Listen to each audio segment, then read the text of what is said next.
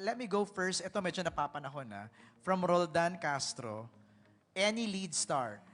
Sa taas ngayon ng gas, ano yung pagtitipid na ginagawa nila sa pagtitaping ng Blood versus Duty? Kalesa na po ang nirerentahan ng ano. Kasi malalayo locations nyo, right? Di ba? Parang, ano ba, meron bang mga ganong adjustment? Yeah. Ako tuwing gabi, ayoko nang istorbohin yung wife ko at 5 in the morning. So, mag-commute na lang ako. Nagkakamute ka na Kahit lang. na mabibigat yung mga gamit ko. And it's nice, sobrang humbling, naka-ground siya after a long day's work na parang after ng action, after nung craziness, parang, ay, oo nga pala, may mga anak pala ako, no? Sige, na, sarap umuwi. That's your fuel Yes. to do more. Anybody else? Meron bang mga adjustments na ginawa? Sa taping, sa production? Tuloy-tuloy. Are you still taping, Gerald, right now? Tuloy. Kaya hindi makapag-adjust kasi medyo tuloy-tuloy Tuloy pa. That's why. Oo, tuloy-tuloy kami. So, pero ramdam, syempre, ramdam natin. That's why we, honestly, it also motivates me even more na pagbutihan yung trabaho. Kasi, you know, alam natin yung state of calamity ng bansa natin. You know, so every time na we can give our audience, you know, 30, 45 minutes of entertainment, bigyan natin sila. Tama. Diba? Because hindi madaling ang buhay ngayon. Kumbaga sulitin natin yung oras, yung energy, di ba? Yeah. Doon na tayo eh. Gawin na natin ng maganda to. Tama. Another question for Richard or others. Paano kayo nakaka-relate sa sakripisyo ng character nyo sa Blood versus Duty? Sa ginagawa nilang sakripisyo kung meron man kapag Holy Week. So I think Roldan is trying to relate your sacrifices that you do, yung characters, to what you also do pag Holy Week. Meron ba? Meron bang nagpa-fast? Kasi Gerald, you mentioned Well, na yeah. for Nag-Ramadan Ramadan, ako. no? Nag-fasting ako for Ramadan. Nagpagkain. Nag-fasting ako ng Ramadan. Siguro yun yung pinaka, kasi medyo, tapos hindi na ako kumakain ng baboy. Okay. Kasi medyo weird naman na, you know, ang character ko ay isang Muslim. Tapos pag lunch break, kumakain ako ng baboy. Parang, you know, medyo contradicting ata yun. And just to make it as pure as possible. Since ikaw na, Gerald, yung sumagot nun, maganda kasi yung question ni Jay of Certified Kapamilya. Sa trailer, implied na your character is Muslim. So you're confirming it's really a Muslim. Hindi siya taong grasa. Nag-immersion ka ba sa Muslim community o ano-ano ba ang extra mile or effort na ginawa mo para mabigyang hustisya yung character mo? Well, yeah, una-una.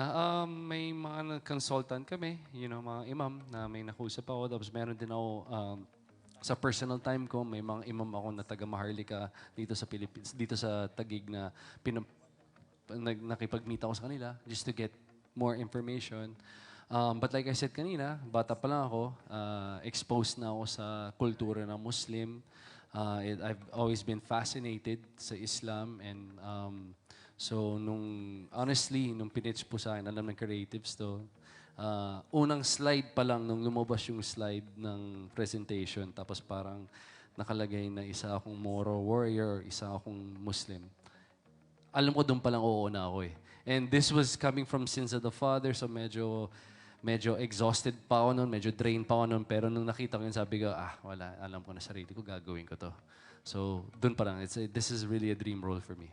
That's why you didn't take a break. After Sins of the Father and then your MMFF. Yeah, and then diretso dito. Diretso dito. So, we're always blessed naman, especially sa panahon ngayon to have work. Especially yung sitwasyon ng, this is my way of also fighting with the company, with ABS, di ba? Fighting to stay alive and to bring out the best content pa rin. Ito yung paraan ko para makatulong. Next question ni Jay is for Bella. This is your first full-length teleserye in a long time, in a long while.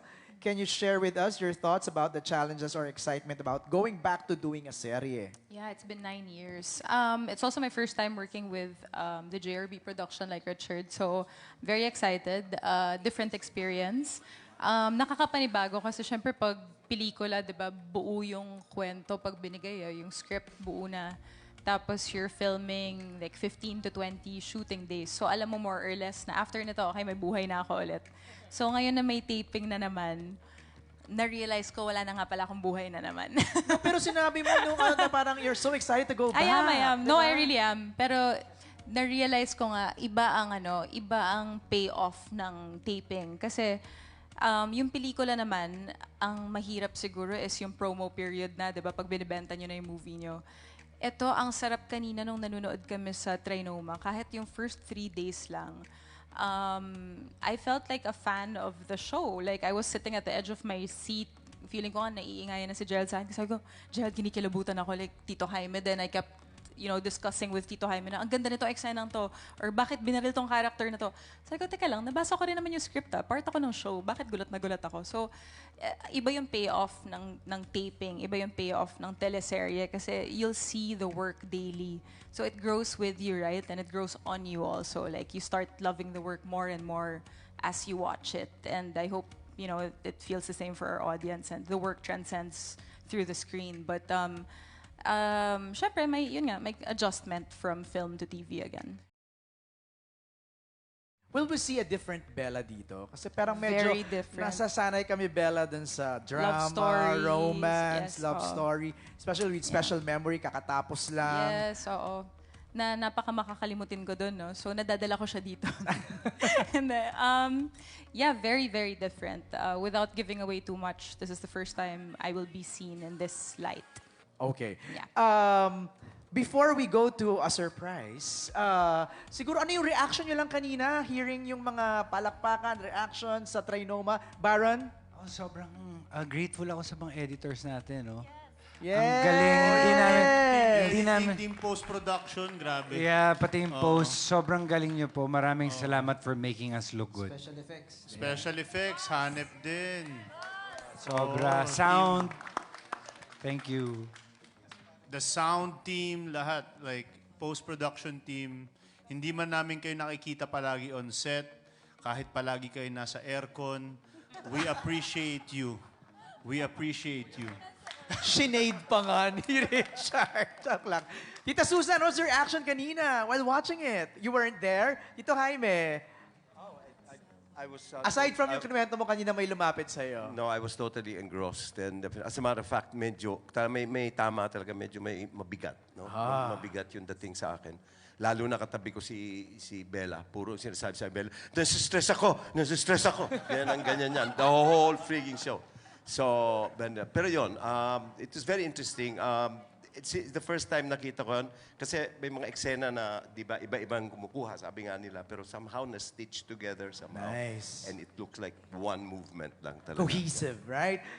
Rommel, were you there? Direct Bobot? Direct Bobot? Andun ako, talagang gulat ako. Hindi ko akalain ganun pala yung ginawa namin. Ang ganda. Kasi first time ko napanood. So talagang maganda yung ginawa namin. Kaya yung lahat kayo, pag napanood nyo, hindi kayo magsisisi. Tsaka, ang ganda dito ng taping namin kasi kasama ko si Barbie sa unit. Parang, dahil tinatanong nyo kanina, dahil first time nila magkasama ni Richard. Okay, go ahead. Ang napuna ko lang kay Barbie, hindi siya napapagod.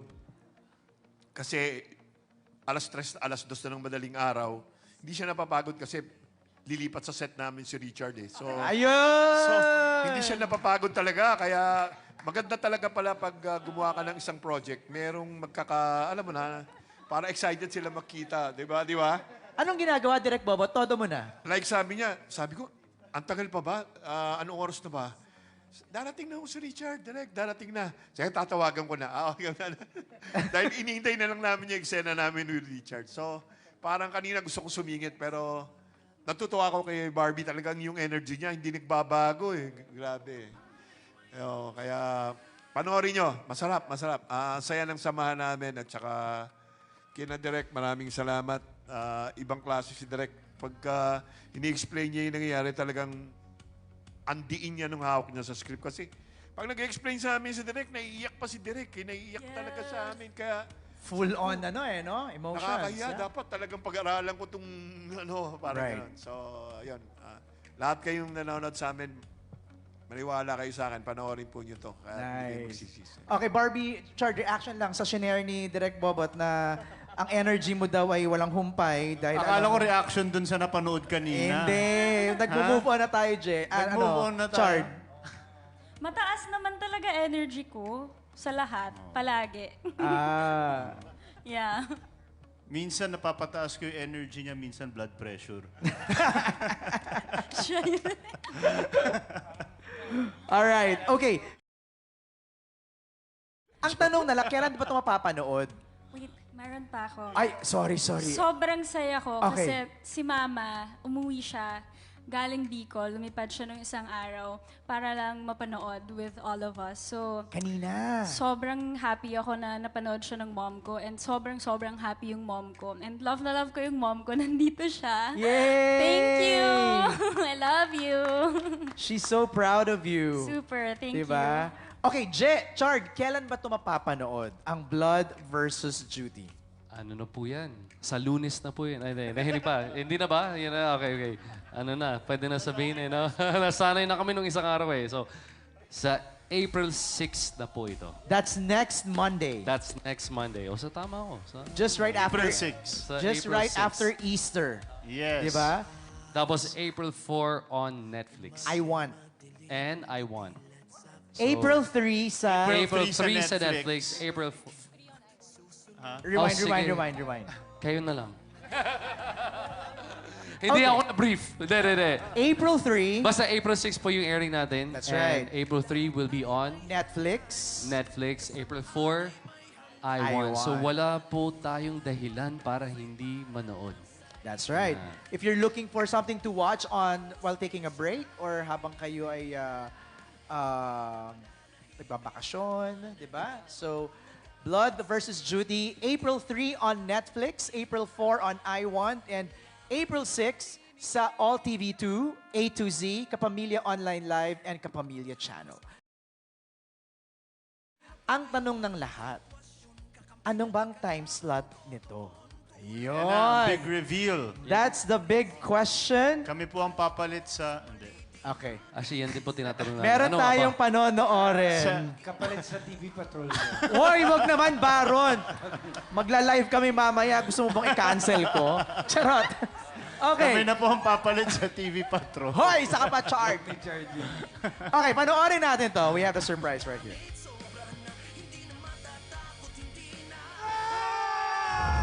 Simula ngayong April 6, This is big news. Big.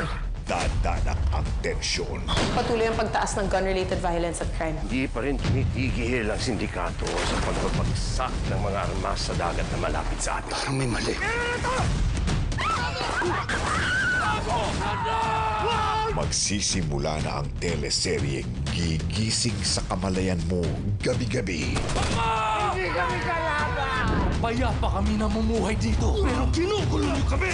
Blood versus Duty. Simula April 6 na 8 p.m. Mukha mong pumunta dito, homewrecker. Malalantad rin ang mas matitinding emosyon. Don't push me dahil hindi mo alam kung ano pwede kong gawin. Panahon na para maningil. The Alibi. Sa bago nitong oras, 8:45 p.m. Ito ang Gabi ng Pinoy. Ang ating prime time bida. He Yes! announced it. Reaction, Chard, Je. Excited. Yeah, we're very excited. We're very honored to get the first time slot after TV Patrol. Yes, so we're very thankful. Actually, I just want to bow down and be grateful because, you know, nobody has touched this time slot in a very long time. And, you know, it's such an honor for us, the whole team, to be here right now. I think the stars aligned for us to be here. You know, it wasn't part of the grand plan, you know, but we ended up here today. And I'm just very thankful, very grateful to Tita Cory, to ABS-CBN, JRB Group, everybody behind JRB Group. Ms. Julie, thank you for your patience, your understanding, and your perseverance for, you know, guiding us dito sa show natin. Si Ate Marisa. Ate Marisa, we love you. Tsaka si Dante. Ate Maya. Ate Maya, shout out kayo. Kasi kahit Pasko, Ate kinukulit ko Jonah. sila kahit Pasko, New Wailer, Year. Jared. Yeah, so Direct lahat, Ram, Direct Kuya Ram. Gab. Yes. Oo. Kasi kahit Pasko, nung Pasko, kinukulit ko. Kahit Kiana. Pasko eh. So maraming salamat sa buong team. Sa buong team, thank you so much. We love you. We love you. Brother, you wanna say a few words? Reaction, Je, 8 o'clock. 8 p.m.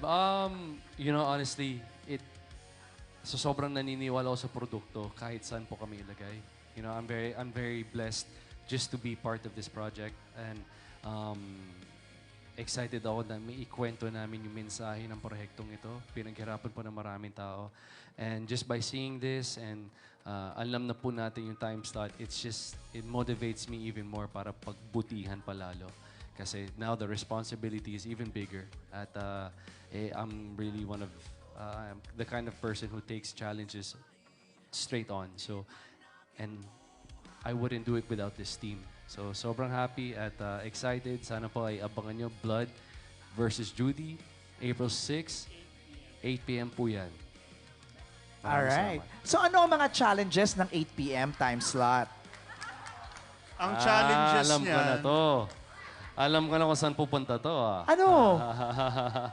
Anong challenges? Ganito, si Chart na lang sasagot dyan. Anong challenges ng 8 p.m. time slot? Munti ka na nga namin i-take over yung TV Patrol, pero hindi, joke lang.